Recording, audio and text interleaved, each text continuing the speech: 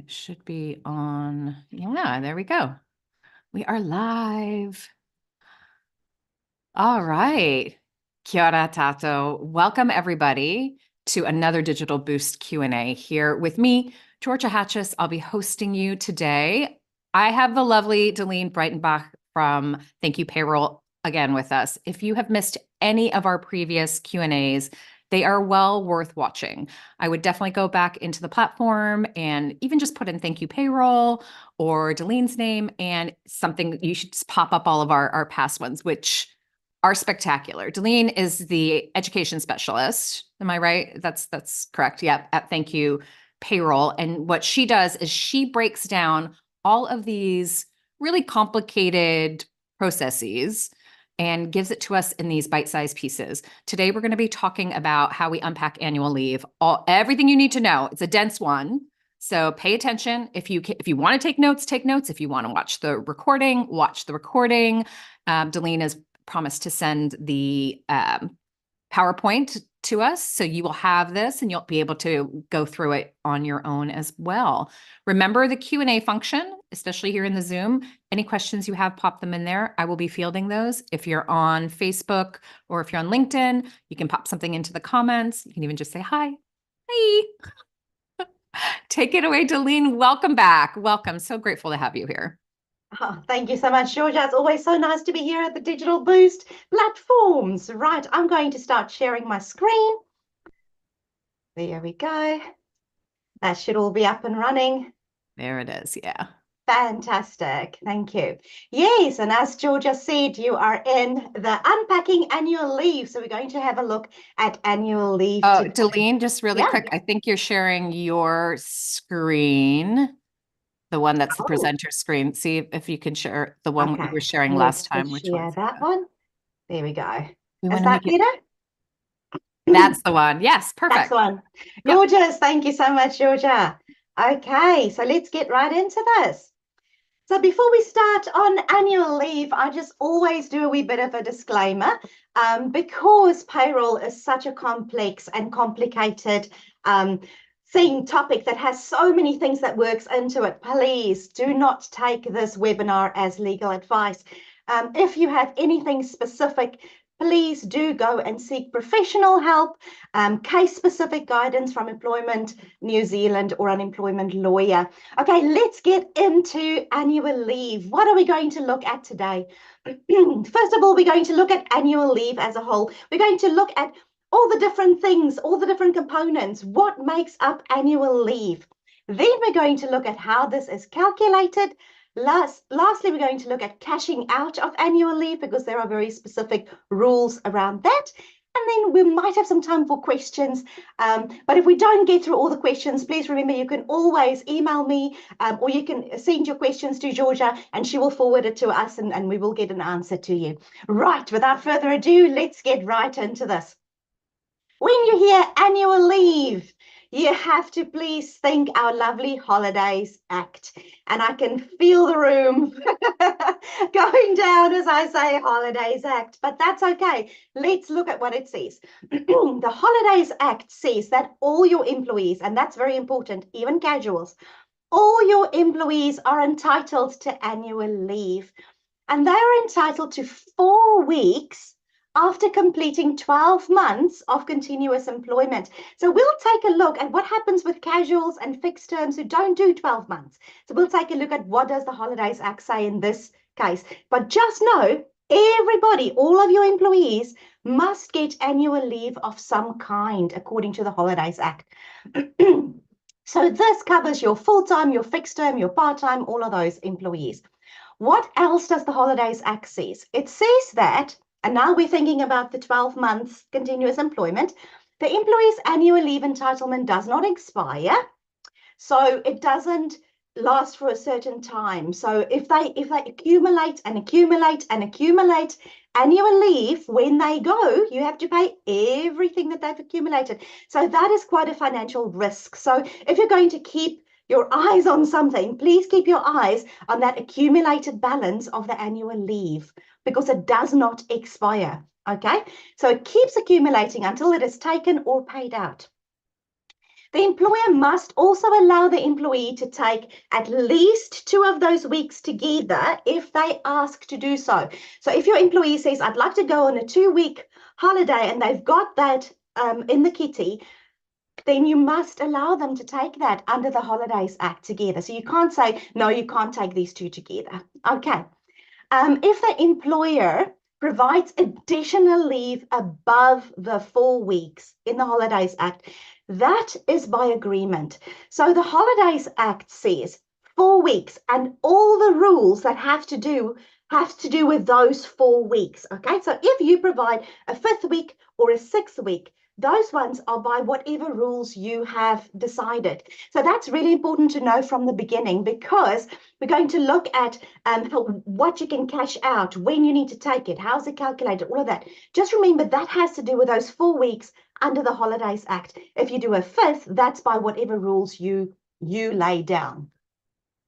Okay, what is continuous employment? Because remember we said 12 weeks of continuous employment. Continuous employment under the Holidays Act is any paid leave taken under the Act. So if you pay for the leave under the Act, which is sick leave, bereavement leave, anything like that, it is continuous employment. Any period of parental leave. Now, please note, parental leave is a period of extended unpaid leave by the employer, right? So we're talking about 6 months, we're talking about 12 months. That is not end of continuous employment. They keep being employed for that time, even though you don't pay them. And that means that their anniversary date, their accrual, all of those things continue. So please do not terminate your employee in your payroll system when they go on extended parental leave. Okay. Any protected voluntary service or military training, like military service, Army, Navy, Air Force, anything like that is continuous employment. All leave paid under ACC, all leave. So that is employer paid 1st week, but also when the ACC pays for however long afterwards until they return, that is all continuous employment. And we are expecting people to be back at work without like 6 weeks or so on ACC. But these days we are seeing extended periods. We are seeing a year, we are seeing 2 years.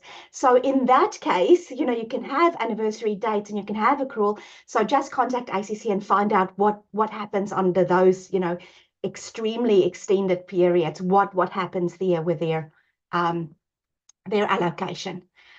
On unpaid sick leave, bereavement leave, family violence leave, that is still a period of continuous employment. On unpaid leave for any other reason of no more than 1 week.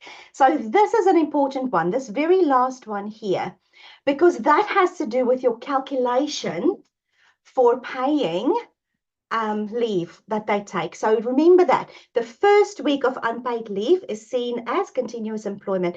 The 2nd week taken directly after each other, you know, together. The 2nd week is like a break in employment. So that impacts your calculation, and we'll have a look at that in a minute. So let's make annual leave easy to understand. I want you to think of annual leave as a board game, okay? And everybody knows when you have gaming night and you have board games, the first thing you choose is, what do we play? Because if you don't know what you're playing, you don't know the rules. As easy as that. The same thing with annual leave. Your employees are playing annual leave board games, but you need to know what game they are playing, because there are different games with different rules, okay? So just like in a board game, you have different things. You have your gaming token. Most board games have a gaming token. The gaming token tells you where you are in the game, regardless of whatever game you play. The gaming token sort of works the same way, right? The gaming token for annual leave is our accrued leave. That is our money-only component. So I want you to think of your employee as this little gaming token, and he's got a little bucket above his head, and the little bucket has money. And the money keeps running above his head. That is what you see when you see your gaming token for your employee. Accrued leave is your money-only component of this game. It is like a running total of the progress your employee has made in terms of money around their game that they're playing. This is a useful tool for employers to estimate, it's estimated money, okay, estimate the financial liability if you want to give your employee leave in advance. And we're going to look at leave in advance in a minute, so don't worry about that too much. Just now, have the picture in your mind of this little employee with a money bucket above their head. If an employee leaves, what estimation at this stage, as I look at their gaming board, what estimation could I have to pay out for their annual leave at this time? It is estimated because that accrual is 8% of gross, but it is only calculated when they go in the final pay. So it is until there, it's estimated at what is the 8% of gross right now, but the calculation hasn't been finalized. Do you understand that? Okay. Why do we have this? This is not a concept. This bucket above the head is not a concept that we find in the Holidays Act. There's no rules around this in the Holidays Act. So why do we have this component? Basically, because it helps us, okay? It helps us to estimate what is our risk for giving leave in advance at the moment. But your payroll system cannot be built on this because it's not in the Holidays Act. Okay, your payroll system has to be built on allocated leave because the Holidays Act talks about allocated leave. So please keep that in your mind. This accrual, this bucket that they have above their heads, that cannot be how your system calculates annual leave. It has to calculate it based on allocation. We'll have a look at that just now. If we based it just on this, we can make lots of mistakes because we can pay them, we can estimate too much for doing extra shifts, miscalculating the fourth week, those kinds of things. So we have to look at the allocation, and we'll have a look at that. What is in the Holidays Act that works like this? This little bucket is called holiday pay or pay as you go, 8% of gross earnings in the Holidays Act for specific circumstances, specific employment agreements, and when termination, when things happen. So those two things are in the Holidays Act. So we do use it. It's not a foreign concept. Just know that your payroll system cannot be based on that for a permanent employee. It'll all make sense in a little bit. Okay. The next thing is your go. You know, when you play Monopoly, well, I'm going to call it Monopoly, a round board game. Please don't sue me. When you play a round board game, you have your past go. So you go around the board once and you get to go again. That go is called allocated leave. So it's your time and money component. And it's when you've played the game for 12 months, you get to go again. You get a minimum, so you get it right then, a minimum of 4 weeks allocated annual leave. That is, you get it. That's your reward for working 12 months. And that 4 weeks allocated leave is per the Holidays Act. We'll see how that works in a little bit. Then you go around the board again, and then after 12 months again, you get that allocation. Okay. The third component of leave is leave in advance. Leave in advance is as if you are busy playing and you're saying, oh, can I borrow from the bank? Where is your bank? Your bank is your 12-month allocation.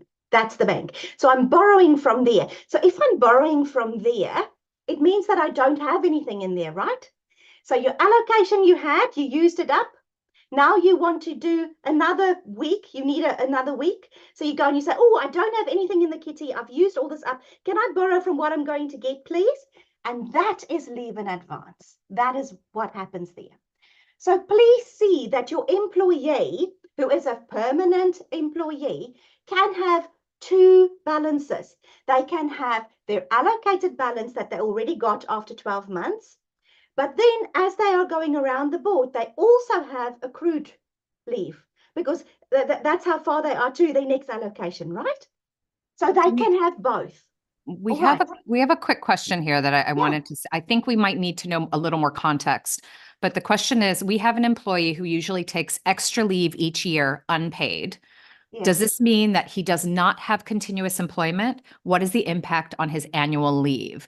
Does it depend on what the unpaid leave is or the unpaid? Yeah. So we'll get to the unpaid scenario in a little bit, and I think you'll understand that. And I'll get back to this question in a wee bit if we're a little bit further in the slides. Great. And you understand how to calculate leave, then I think I'll answer this question. But if not, get back to me. Okay, Great. let's move on. So here we have an example. So we've got Karan. Karan is our permanent employee, and he was employed last year, the beginning of January, the 5th of January. So this is his board game. This is where he's at. Okay. So he started there the 5th of January, and he's going to go all the way around 12 months. And the 5th of January this year, he's going to get his leave allocation. Understand? Okay. But let's pretend that we're time traveling back, and about 10 months in, so October last year, he's saying, oh, I need to go on a very important business trip, or not even a business trip, a very important, somebody's getting married, and I need to take 2 weeks of leave. I haven't gone past this yet. So I haven't got any leave in my kitty yet. But can I please borrow from what I'm going to get here? Do you understand? So he wants to borrow that leave from what he's going to get. So he's gone 10 months, so that's pretty far. We say, okay, and he has a negative allocation balance of 2 weeks because he's taken his 2 weeks. Once he gets there, we take the 4 weeks allocation, whatever his work pattern looks like there, 4 weeks of that minus the 2 weeks that he did there. So he gets 2 weeks then, and that's his new balance that he gets, starting date here, 5th of January this year, 2 weeks for the next year going around. You understand that? Okay. Is that up to you as an employee, whether you will honor those 2 weeks ahead of the game before he's actually accrued it? It's up to you. Yeah, it's up to you. So we're going to look at how to give leave in advance in a little bit. But just so you understand Karan's board game, Karan goes all the way around, and every time he passes go, he gets his allocation, and then he accrues, and then allocation. So his accrual, every time he passes go, gets 0. So it gets 0. It doesn't turn into the allocation. Please remember that. No, allocation is you look at what is his 4 weeks now, you allocate that. Then you take away whatever he took in advance, and that's his balance that he goes on with. The accrual it's just 0, and then he starts again because he's not going up in a spiral. He's going around again from naught. It makes sense, right? Okay. Now, this gaming token is a little bit different. This gaming token is a different color. Again, it is an employee, and he's got a bucket above his head, but this one does not have go. This is my gaming token for an employee who is fixed term. So that means they don't have that end goal. They've got 10 months, 6 months, fixed term agreement. This is their gaming token. Their 8% of gross is called holiday pay or pay as you go. It's paying out that annual leave on a pay as you go basis, where it is not practical for the employee to take 4 weeks off. If you are only employed for 3 months, you cannot take 4 weeks of leave. It's not practical, right? Okay, so if it's not practical for them to take 4 weeks off, and it's lower than 12-month employment, you get it? Because you don't pass go again. You get something called holiday pay or pay as you go. And that is for fixed term contracts or for your true casuals. They play a different game. They don't play Monopoly. They play the racing game. Casuals actually plays darts. It's completely different. So it's 2 different board games, okay? So how do you give them their holiday pay? Because remember, we said everybody in the Holidays Act, every employee is entitled to annual leave, right? They get their 8% of gross paid out in every pay, or accumulated and paid at the end. But there are specific requirements for this. First of all, it must be stated in their employment agreement that they're getting holiday pay. And it must be stated that they're getting it either paid in every pay or accumulated and paid at the end, which is a decision you have to make with your employee. Okay, I must say usually your fixed term is accumulated and paid at the end, and casual is paid into every, but it's whatever you choose. They have that option.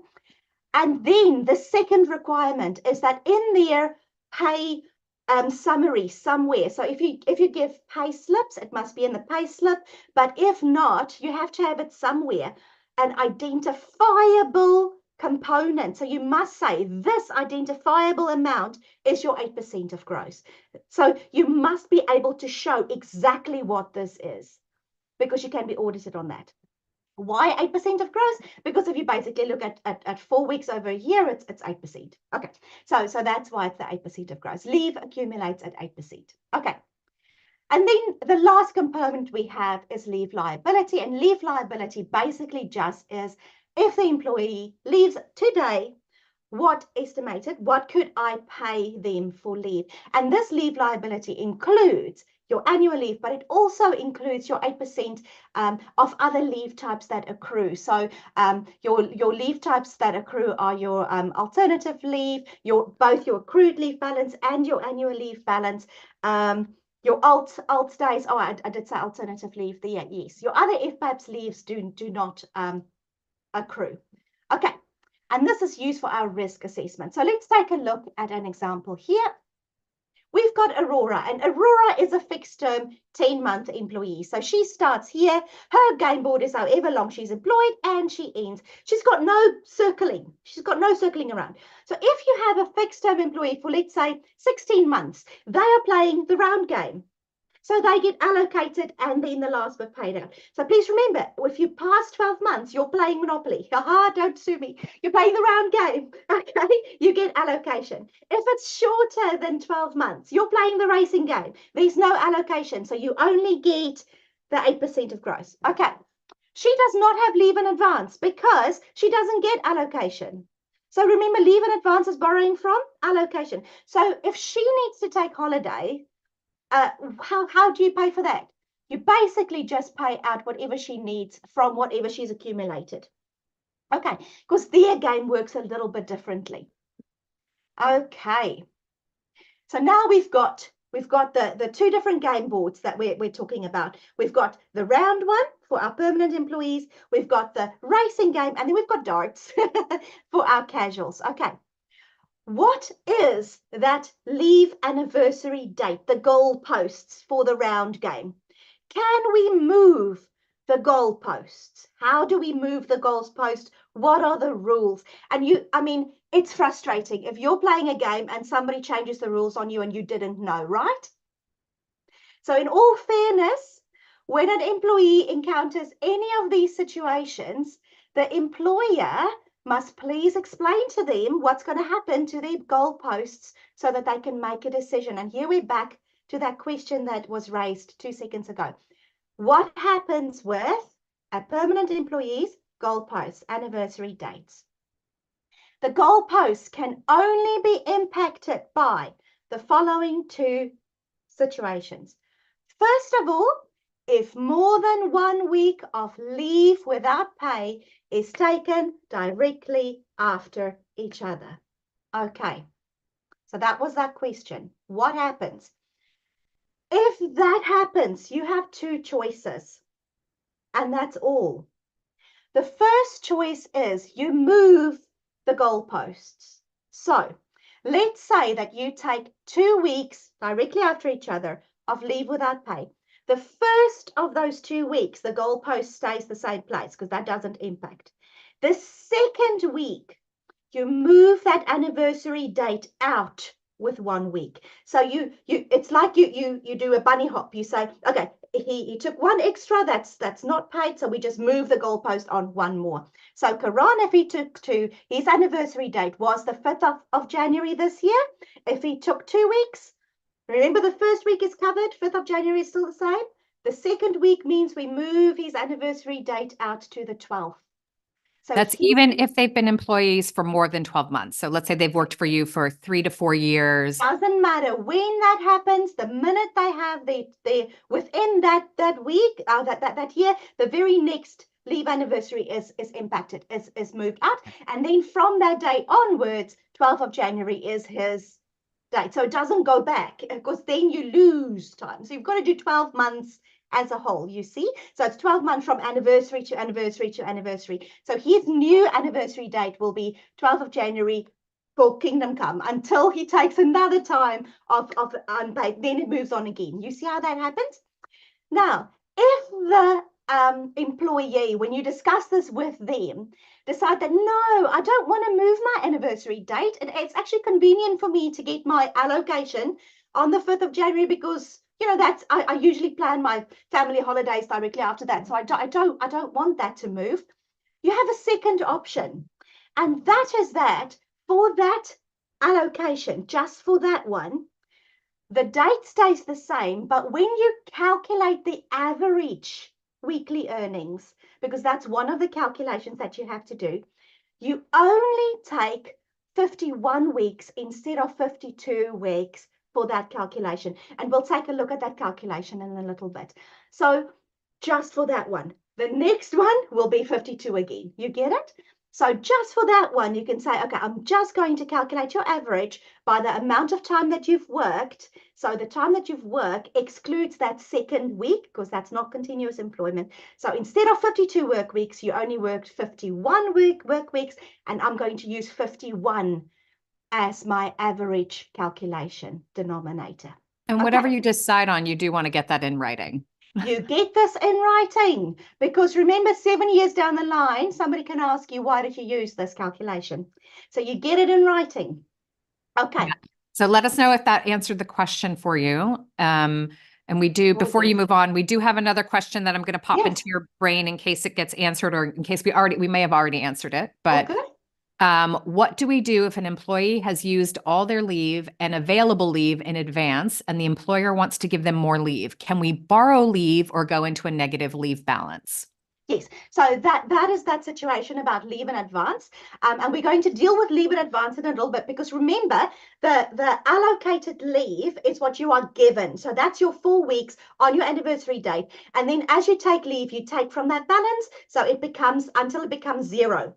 When that balance is zero and you need to take more, that is called leave in advance, and that is by agreement. So we'll have a look at leave in advance in a minute, but a very good question. Okay. Thank you. The second place where you can move the goalposts is for an annual close down. So if you have a regular annual close down for the department the employee is working in, okay, it doesn't have to be for the whole organization, it can be for little bits.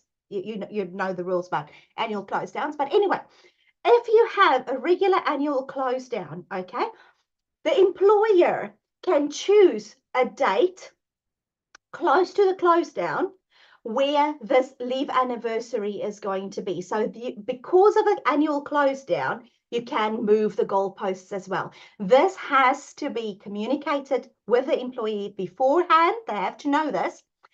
Because within the first year, it impacts how the leave is paid out. And we'll have a look at that in a minute.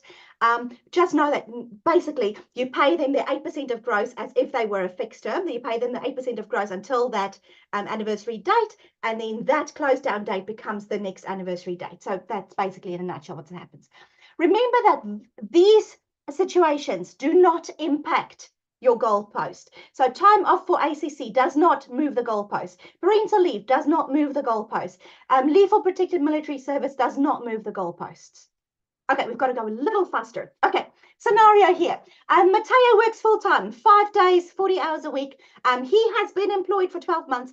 What is his allocated annual leave according to the Holidays Act? 4 weeks, 4 weeks, 4 weeks, 4 weeks. Right. Have we got it? Holidays Act says 4 weeks. Okay, if you give a 5th or a 6th, that's by agreement. Brilliant. Okay, now we've got Sarita. Sarita has started working out 3 days a week for the first 6 months of her employment. And then after that, for the last 6 months of her employment, she's worked 5 days a week. So she's had a work pattern change. Okay, work pattern change. Now she's reached her anniversary date. What do you give her? What's her entitlement? Does she get on that anniversary date 12 days? Because remember, it's 4 weeks, but you can allocate it in weeks, in days, in hours. Every system does it differently. The Holidays Act says it's got to just translate back to exactly 4 weeks. Okay, so does she get 12 days? which means 4 weeks at 3 days, because that was her original work pattern? Or does she get 16 days, which is 2 weeks, so you half and half it, 2 weeks at 3 days and 2 weeks at 5 days. You look at her year and you half. Or does she get 20 days, which is 4 weeks at 5 days? Or does she get 26 days, 4 weeks at 5 days and 2 weeks at 3? I don't know. Okay, you see, in all of this, she gets 4 weeks, 4 weeks, 4 weeks. It's just this one she gets 6, which is weird. What does she get? All of these can't be right. Okay, that's a tough one, Dalene. I'm going to say, because I would be a generous employer, I would say C.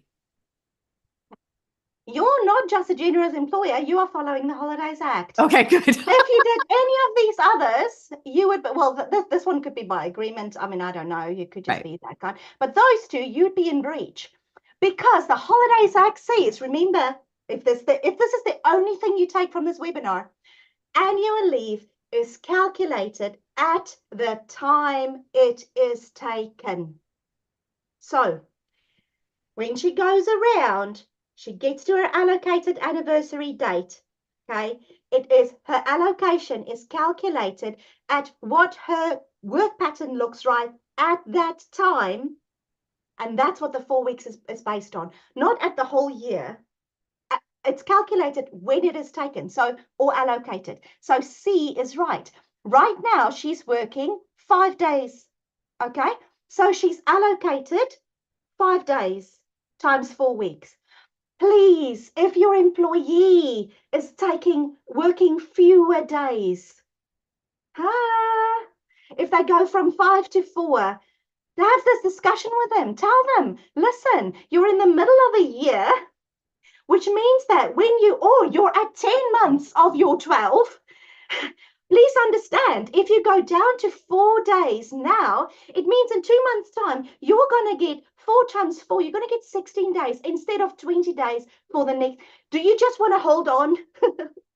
I see. So Have even if they cut back on their hours, then that's what they get. So if they go from 5 days to 3 days, even if they've worked 10 months at 5 days. If they've worked 10 and a half months. Okay. And employees don't know this. So you have to have this conversation with them. You have to tell them what is the impact, because everybody wants to use, I mean, if you can go down to 4 instead of 5, why? Why won't you? Okay, so that's for that allocated calculation, remember? So please have a discussion with them. Tell them, what about just starting the day after the allocation balance is done? Just change your work pattern then, okay? Well, unless you don't want to have that discussion with them, and that's really cruel. Okay, here's another scenario. We've got Nico. Nico works as many shifts as he can get. He's our busy bee. He works as many shifts as he can get, anything from 1 to 6 days a week, 8 to 60 hours a week. He's just all over the place. How do we do his leave allocation after 12 months? Do we do 4 weeks, whatever that is? Do we do 8% of gross? Do we do what the friction? Can't be done. Just sorry, Nico, you are too busy. I'm not even looking at your leave allocation. La, la, la, you don't exist. Okay, what do we do with Nico? Oh, wait, go back. How long has he been working? The Holidays Act says an employer and an employee may agree, and I love this, may agree. That means have a chat to Nico. May agree on how an employee's entitlement to the 4 weeks annual leave is to be met based on what genuinely constitutes a working week for that employee. So you have to sit Nico down and you have to say, look, dude, I have to allocate, because you're permanent, I have to allocate your leave. How do you want it to be? Do you want it to be allocated at, what is a week for you? I know you work weird hours, but what is a week for you? Are we going to do that? Whatever you decide. Or do you want it to be 8% of your gross? What is for you the best? And then you note that, you get it in writing, get them to sign by it, and that's what you go with. Okay, let's move on. Got to go a little bit faster. Calculating annual leave. Annual leave calculation is not as hard as you think. if you know what you're expected to do. First of all, you have to know what genuinely constitutes a working week. You have to have a genuine week for that employee. Then you have to know that it's at the time it is taken. So you look at it right now. Then you have to make two calculations. You have to look at their ordinary weekly pay, what they get paid usually for a week, and then their average weekly pay, average for over the last 12 months, 52 work weeks, okay, or however long they worked. Remember that if they've had unemployment for a bit, if they had that, then you have to weigh it up and pay them the greater. Whatever one is the bigger, that's what you pay. Okay? So let's take a look at gross. What is included in this? What do you look at? Okay, got to go very quick because we all know what gross is. Gross basically is everything that is required by the terms of the employment. So that is wages and salary, FBAPS leave, everything that you're required to pay, that is gross. What is excluded? Reimbursements, weekly ICC payments that is not required. So if you top up, those kinds of things, not required, you're nice. That's not included in the gross calculation. Leave for particular military service, cashed up annual leave. We'll take a look at what does that mean, but that is not included in gross. Employer contribution to superannuation schemes, truly discretionary payments, because discretionary payments are not required by the employment agreement. So everything that's included in required by the terms of the employment agreement is included. Anything that's extra or bonus or not regular is excluded. Okay, here's our calculation. So we've got Sarita. Remember, she's our half and half girl. She's our 3 days, 6 days, 3 days, 5 days situation. Okay, now, she is taking 2 weeks of annual leave, 3 months into her new work pattern. So for 6 months, she's worked 3 days. 3 months, she's worked 5 days. So for 9 months, she's had different incomes, right? She's worked 9 months. Okay. She wants to take 2 weeks of annual leave. How do I calculate this? Okay. I have to do 2 calculations. I have to do her AWE, average weekly earnings, because annual leave has to do with the value of a week. Okay. And I have to do her ordinary weekly pay. Okay. Average, I basically take her gross divided by however long she's worked. So 52 weeks. Because she's worked before. And I get that's her amount of her average, okay? If this was in her first employment year, so, well, yeah, let's say we do leave in advance, and it's in her first employment year, we'll only take that based on the 9 months that she's worked. That'll be the divisor, right? Okay.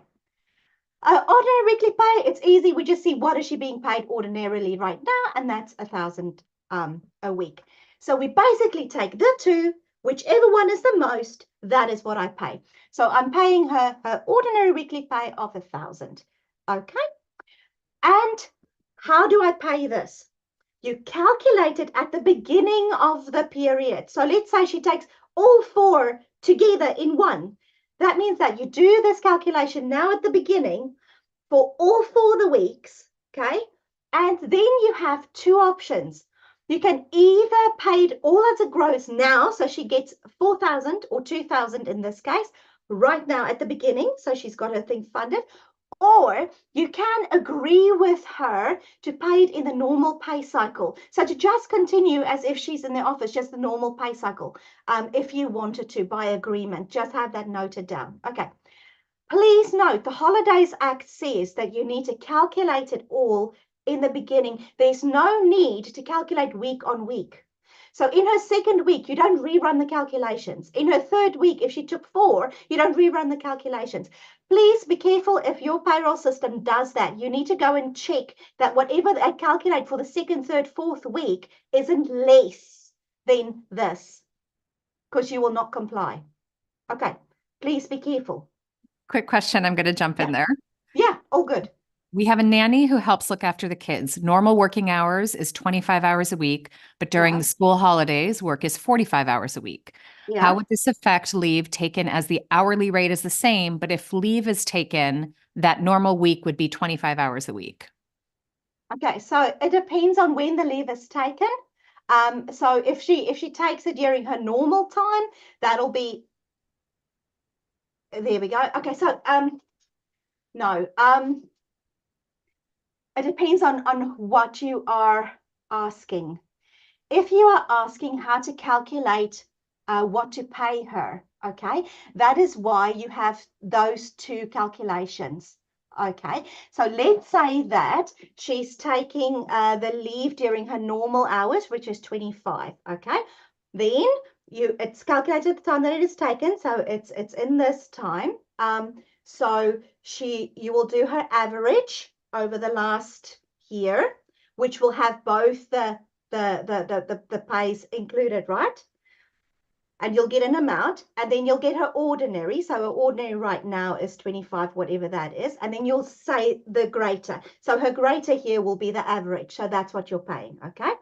If she's taking that leave during the holiday time when she's had more, so it's calculated at that time, again, same calculation, she'll have the average and you'll have the ordinary, and the ordinary might be a little bit more, so then you might have to pay the ordinary during that time. That's why we have both of these, because remember the average will have pay rises, changes, and anything of that worked into it. Okay, so that's why we have these calculations at that time. Right. If you're talking about allocation and anniversaries, when that is if you have to have a look at what generally constitutes their weeks for calculating their 4 weeks anniversary. So that would be a little bit, you have to have a discussion with her, have a look at what that is like, where is the anniversary within the year, and then have that discussion with her. Right. So it is allocated at where that is at the time that the anniversary is. So I'm hoping that I'm answering your question, but that is why that average calculation is in there, and that is why you have to give the greater of whichever these two is the greater of. Right. Okay. Thank you. Right. What if the ordinary weekly pay is not straightforward? So what if our ordinary weekly pay is like Quran? It's made up of a whole bunch of crazinesses. Okay, then you can use a calculation. So there's what's included and excluded. I'm not going to go through all of this. You can read that. But the only thing that I want you to see here is that you take the gross earnings over 4 weeks, okay, or whatever your pay period is, minus whatever is excluded under this list, and you divide it by 4. Please note, this calculations divisor is 4, and that's not negotiable as far as I've heard from the NZPPA and all of those people. So if your period that you're taking is 6 weeks, it's still divided by 4. Okay, so that divisor is 4. Okay, so in summary, when you have to calculate what to pay someone for taking annual leave, basically you have to do both these calculations and you have to pay them the greater of. So you have to calculate the average weekly earnings, which is the gross earnings over 12 months divided by the weeks, because it's the value of a week, okay? And the week divisor is however long they've worked, full days and part days, and that leave break for unpaid leave, okay? The ordinary weekly pay, you have 3 options. First of all, where there's no variation and it's easy to see, you take whatever they've been paid. You can do the calculation if it cannot be done. Or the third option is you can have a specific agreed amount if this amount is greater than this calculation here. So you can say because your thing is whatever, we pay this amount and have it in the employment contract for ordinary weekly pay calculations, and that's okay as long as it's greater than this. Okay. Right. Ooh, leave in advance, leave in advance. There, that was a big one. I'm going to go so fast. Okay, leave in advance. Please know, it is a privilege, not a right. So you have the right to say no as an employer. You can say no. You can have policy documents somewhere that dictates leave in advance. So just say, we don't do that. Okay, the employee can, however, still ask, and you can look on a case-by-case basis, but you don't have to agree. Okay, leave in advance borrows from your allocation, so it borrows from what's going to happen in the past. So please, if your employee can see their bucket above their head, if they can see their accrual, they have to understand that they should actually not see it, and they have to understand that they can't keep borrowing from that. As it goes, okay, that is for you. That is for you to see. This is by agreement, and it's from their allocation that's going to happen. And if you give leave in advance, that means that their bucket, their kitty that they got, their allocation was 0. So they've used up all the leave that they got on their leave anniversary. So they've got a 0 leave balance. Now you're giving them leave that they will get when they pass 12. So that leave balance is minus however long they took. So it's a negative allocated leave balance that you give them there, okay? If the employee leaves before the 12-month entitlement date, you must pay them their 8% of gross. It's as if they were playing the racing game and you didn't know. You give them their 8% of gross minus whatever you paid out for leave in advance. Okay, so our recommendation is, and this is, please, that bucket above your employee's head is protected under the Holidays Act with regards to leave in advance. If you give your employee leave in advance and the value of that, the dollar value of that is in the same as the bucket or less than the bucket, you can get that back, okay, because you've paid them in advance. If that is greater than the value here, the Holidays Act says you can get back whatever is in here, but the extra you gave, that's more than that, sorry for you. You have to go to the Wages Protection Act and the employee's written consent, which they might not give you, to get that money back. Basically, I don't want to say you were a fool, but you trusted in good faith, you wanted to help, you have no legal right to stand on. Okay, so please, guys, be very careful. We see people who give 2 weeks leave in advance to an employee who's only been in your employment for 1 week. That is, I mean, they've accrued, what, 0.1 of a day? I don't know. So that's money. If you are willing to take the risk to not get that money back, that is what you're dealing with. Do you understand? Okay. Next. Calculating leave in advance, it's borrowing from the entitlement, so it's calculated in the same way, and you can have a look at this. I've got an example there. It's calculated in exactly the same way as we just did. Let's move on. 8% of gross. Okay, so 8% of gross is for our fixed term and our casual people. Please know 8% of gross can have different names. It can be called leave accrual. We know that's for our permanent people and so on. It can be called PAYG, pay as you go, which is paid out in every single pay for your darts players, for your casuals. And it can be called holiday pay, accumulate and pay later for your fixed terms. Okay. This is used in the following distinct scenarios. You get pay as you go for your casuals.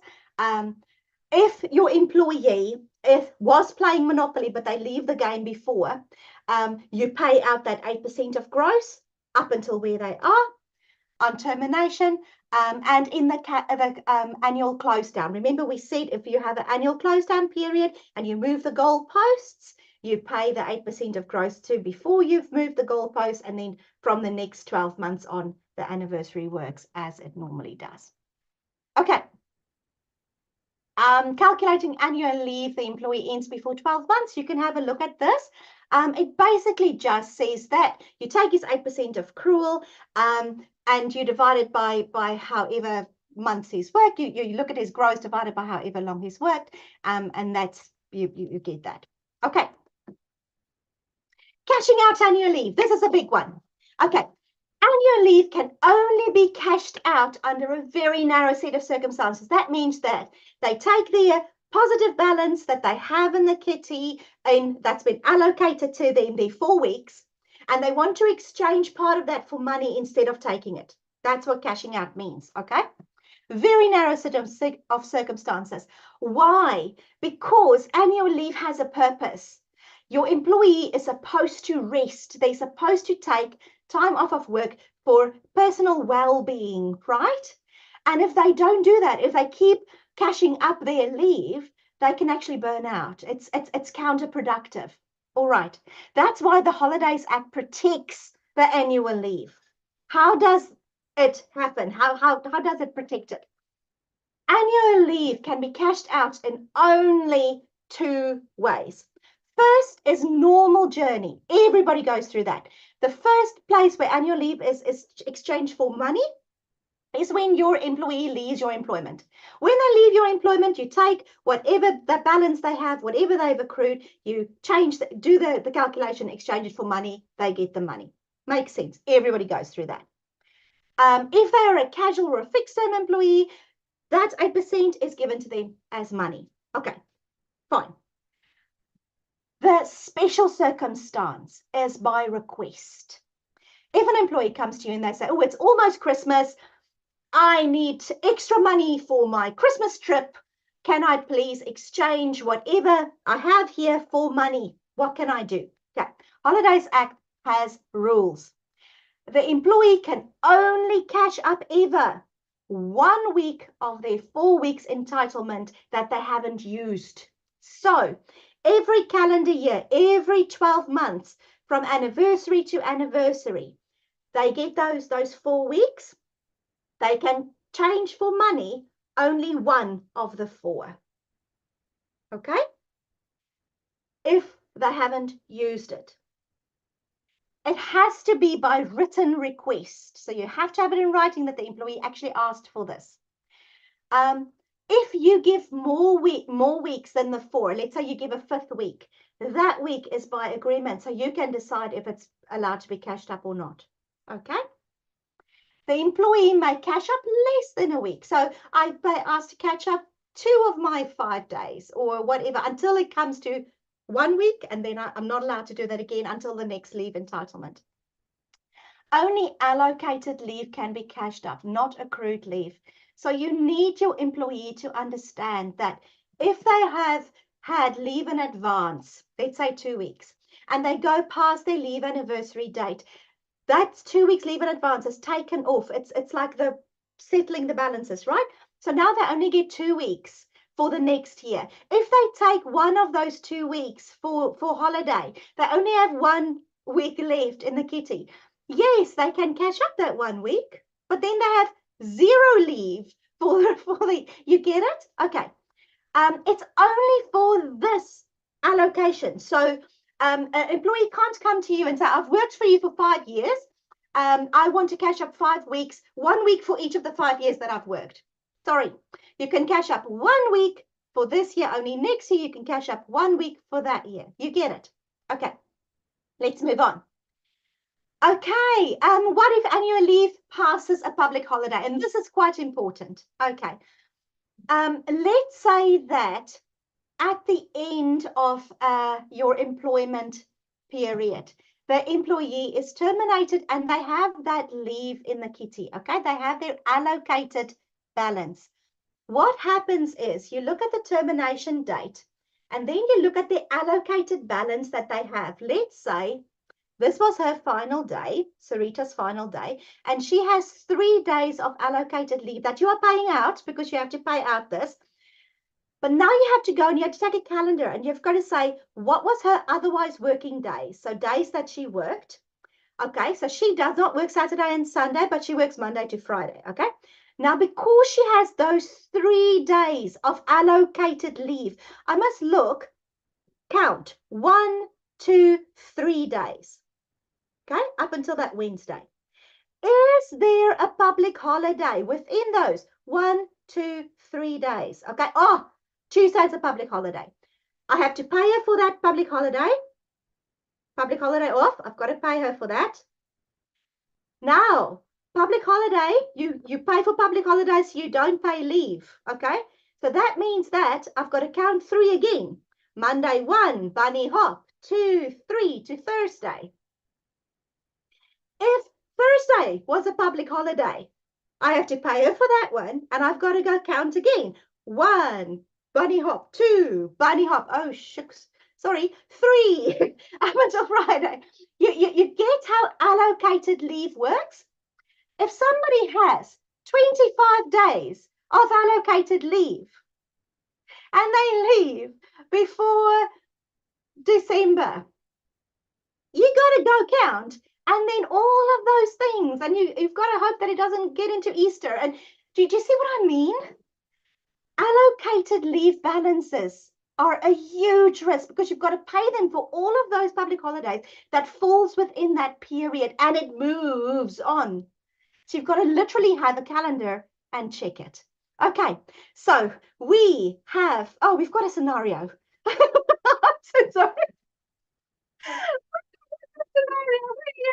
We're nearly there. Okay. We've come back to our busy bee, Nico here.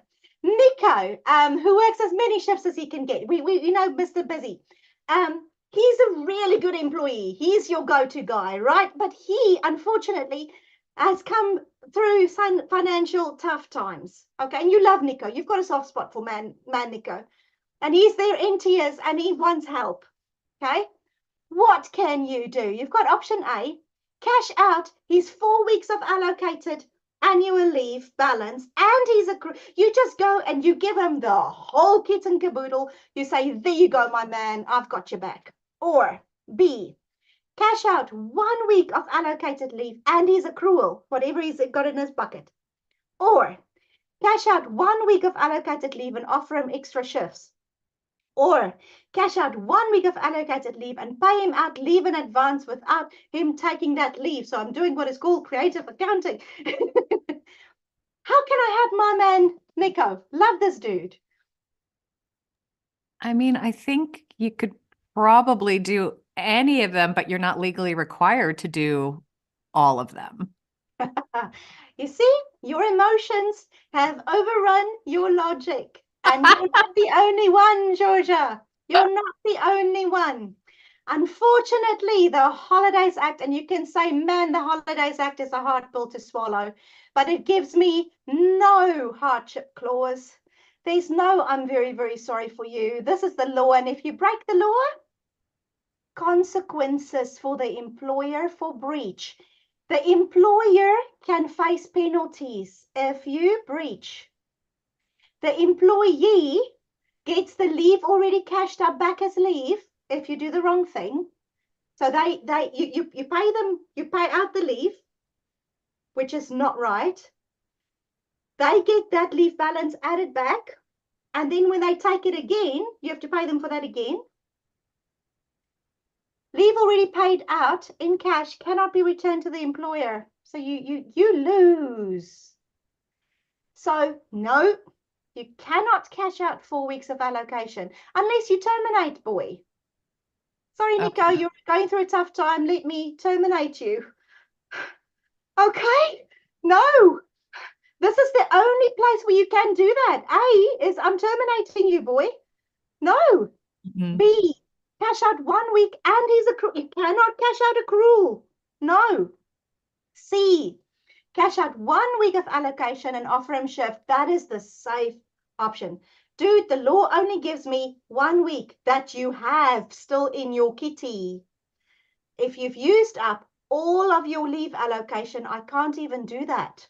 Remember, you can only cash out what is there. Okay? Cash out 1 week of and pay out leave in advance without him taking it. You cannot lie. That is devious. You're going to face penalties. Okay. So unfortunately, have this conversation with your employee. Tell them I'm legally only allowed to do 1 week of what you have. If you only have a positive balance of 3 days, I can cash out the 3 days.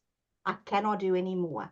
Okay, and then look at other ways. There are other ways to help your employees out. So thank you ever so much for this. If you have any questions, please do pop us an email or talk to Georgia and she'll get the questions through to us. I'm sorry, I know this was a really dense session, really, really dense, but I hope that it is helpful and you're going to get the slides and you can go back to them whenever. So Georgia, I'm going to stop presenting and give it back to you. Yeah, we do have a few questions here if you're okay to go over time a little bit, Oh, a few yeah, minutes. yeah, Yep. no, all good. So we did have that one question, which I think was answered about the borrowing leave or going into negative balance. Added to that question, though, was what if Zero is set up for employees to be able to take leave in advance and they have already taken all leave in advance that was available? Do you know how to, would you be able to answer Okay, that? so with that, I think that is a very specific payroll situation. So I'm guessing that if, from what I'm hearing, is that you say that your leave in advance is limited to 4 weeks. I'm guessing that you're saying that the allocation will be 4 weeks. I'm hoping that it's limited to, okay. Oh, because otherwise you're basically giving advance of like 2 years, 3 years, 4 years into the future. I think, talk to your accountant about that and look at your financial risk. Because remember, we had that thing that if you give leave in advance, you are only covered, protected with what they have already accrued. Remember that. So if you're giving more than what they have accrued and you're giving excess of 4 weeks, 6 weeks, whatever else, your risk as an employer is huge because if they leave, you're not going to get that back. I mean, let's be realistic. There are other options. There are other options. There's unpaid leave. There's lots of other options that you can discuss with your employee. But I think it's about risk management and looking after yourself because you have no guarantee that that employee who is in that situation is not going to come back from their holiday that you have so gratefully funded them. So yeah, have a discussion about that. That is a huge risk. Okay, great. And then one more question here. If an Mm, employee had allocated leave and leave, would you say their final day was the last day they worked or the last day after they used their allocated leave? So okay. example, in Yeah. your example of 25 days of Christmas, Yeah. is their last employment date sometime in January? Do you pay it on their final day or in the period their allocated leave is used? Okay, so termination is a very specific field. So basically, their last day is their last day. So if the termination date is the 22nd of December, then that is their last day. That's where you do the calculations. That's where you do the payment. So that's the last day. What happens with leave is that we say that it extends forward, so it reaches forward. It doesn't move that last day. The last day stays the 22nd of December. But you have to look at their allocated balance and just look ahead as if they took that to see if there's public holidays within that time. So this is just to see if there's public holidays within that time that you have to include in their final pay. So please, this does not move their final date to there. No, because you don't pay them their ordinary pay for that period. No, no, no.